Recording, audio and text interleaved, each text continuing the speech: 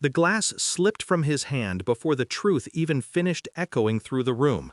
I can still hear it, crystal cracking against marble, the fizz of champagne bleeding across the floor, the silence that followed. My stepfather's sneer, frozen in disbelief. My husband's badge glinting beneath the chandelier like a blade unsheathed. But let me rewind.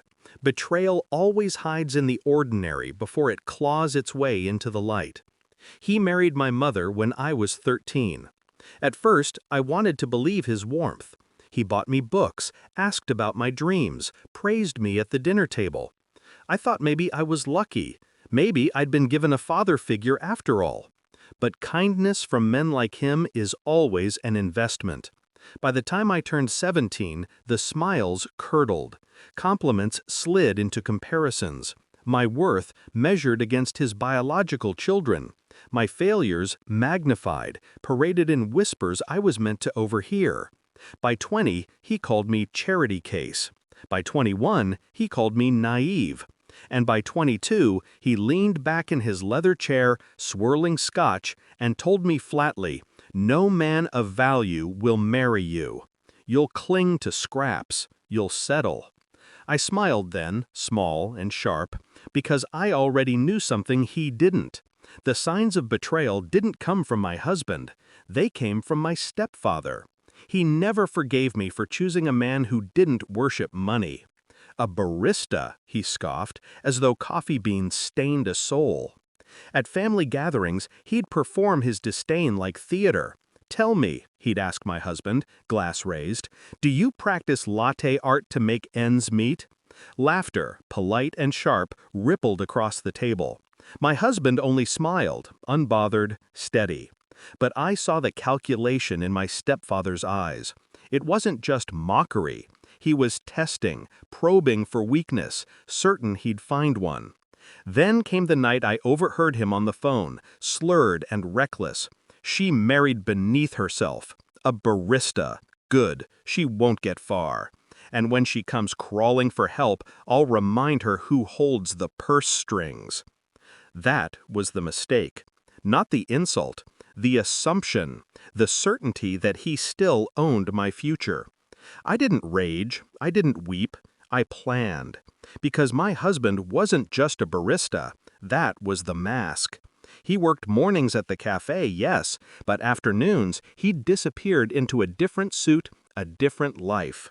He was a senior loan officer at one of the largest banks in the state. He'd taken the barista job deliberately, a quiet reprieve, a place to vanish from the sterile weight of finance. Few knew, fewer needed to. When I told him what my stepfather had said, he only nodded once, calm, controlled. "Then let's make sure he drowns in the world he worships," he said. And so we began. Every step was deliberate. I fed my stepfather's ego with carefully chosen ignorance. I asked his advice on managing money. I let him believe I was floundering. He preened, certain my dependence proved him right. Meanwhile, my husband traced his accounts. Not illegally, not even unethically, just waiting for the day the bank would cross paths with his name. It came faster than expected. My stepfather was over-leveraged, greedy, pushing for a loan that required senior-level approval. Perfect. The night of the party, he strutted like a king.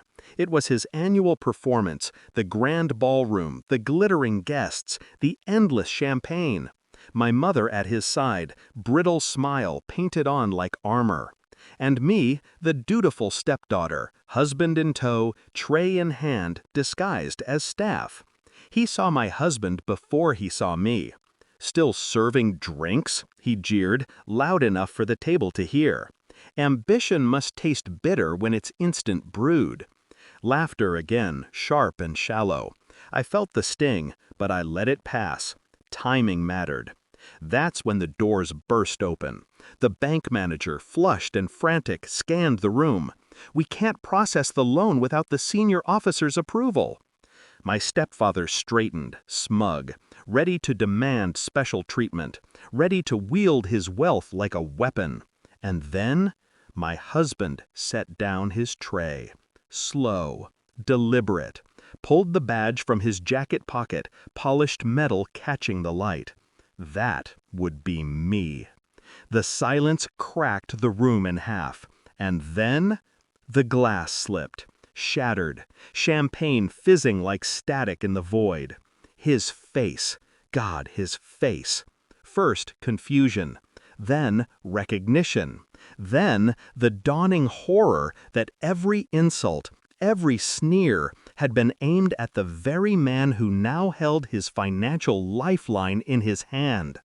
I stepped closer, my voice low, for him alone. You told me no man of value would marry me. You are right. I married one instead. He reached for words, but none came. The room had already turned, whispers spreading like wildfire. Power drains quickly when the mask slips, and his mask had shattered with that glass.